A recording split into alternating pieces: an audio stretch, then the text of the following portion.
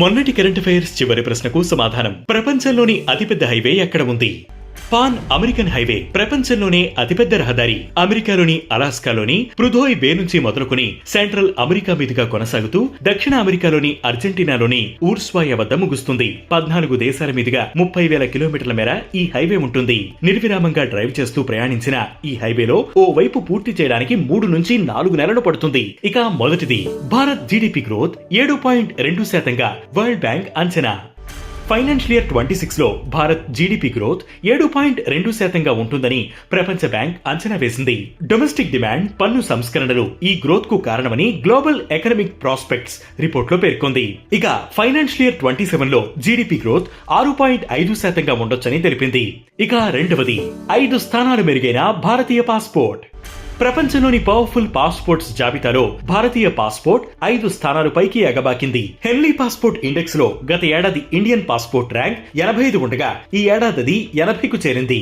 ముందస్తు వీసా అవసరం లేకుండా భారత్ పాస్పోర్ట్ మీద 55 దేశాలు తిరగొచ్చు. ఇక పవర్ఫుల్ పాస్పోర్ట్స్ జాబితాలో మొదటి స్థానంలో సింగపూర్ ఉంది. ఇక మూడవది, ఎన్ఐఏ కొత్త డైరెక్టర్ జనరల్ గా Rakesh Agarwal.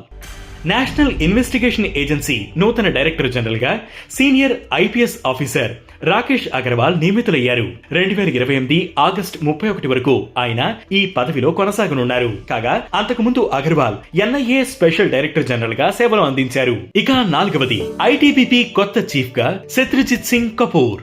Indo Tibetan border police కొత్త డైరెక్టర్ జనరల్ గా ఐపీఎస్ శత్రుజిత్ సింగ్ కపూర్ నియమితులయ్యారు. ప్రవీణ్ కుమార్ స్థానంలో బాధ్యతలు చేపట్టనున్న శత్రుజిత్ సింగ్ ఈ ఏడాది అక్టోబర్ 31 వరకు ఈ పదవిలో కొనసాగనున్నారు. ఇక ప్రస్తుతం ఐటీబీపీ చీఫ్ గా ఉన్న Praveen Kumar border security force డీజీగా నియమితులయ్యారు. 2030 సెప్టెంబర్ 30 వరకు ఆయన బీఎస్ఎఫ్ చీఫ్ గా కొనసాగనున్నారు. ఇక ఐదవది, ఢిల్లీలో కామన్వెల్త్ దేశాల స్పీకర్ల సమావేశం.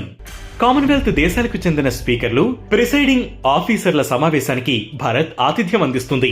జనవరి 15-16 తేదీల్లో నిర్వహించిన ఈ సమావేశానికి 60 కామన్వెల్త్ దేశాలకు చెందిన స్పీకర్లు, ప్రిసైడింగ్ ఆఫీసర్లు హాజరయ్యారు. పార్లమెంటరీ వ్యవస్థను బలోపేతం చేయడం, ఇందుకోసం కామన్వెల్త్ దేశాలు పరస్పరం సహకరించుకునేందుకు ఈ సమావేశాలు నిర్వహించారు. ఇక ఈ రోజు current affairs question, Venice of the East అని ఏ నగరాన్ని అంటారు? ఈ ప్రశ్నకు సమాధానం మీరే కామెంట్ చేయండి.